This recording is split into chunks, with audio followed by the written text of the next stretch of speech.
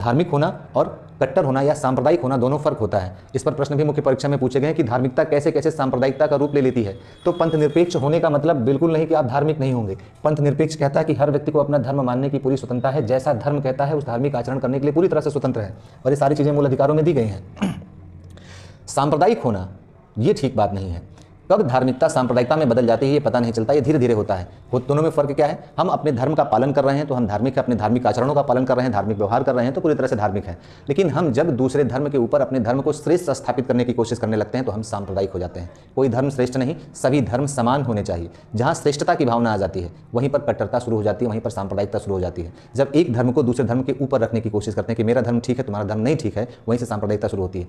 कट्टरता का तत्व जब आ जाता है उसमें कि जो धर्म हमारा कहता है सिर्फ वही सही है, बाकी धर्मों जो कहा गया है वो गलत है, हम जैसा आचरण कर रहे हैं सिर्फ वही आचरण ठीक है, बाकी धर्मों के आचरण गलत हैं, तब हम कट्टरता अथवा सांप्रदायिक हो जाते हैं। तो भारतीय संविधान धर्म मानने की पूरी स्वतंत्रता देता है, हर धर्म को बराबर महत्व देता है, लेकिन कट्टर होने की या सांप्रदायिक होने की स्वतंत्रता नहीं देता, क्योंकि सांप्रदायिकता सार्वजनिक व्यवस्था पब्लिक ऑर्डर को मेंटेन रखने में बाधा पैदा करती है।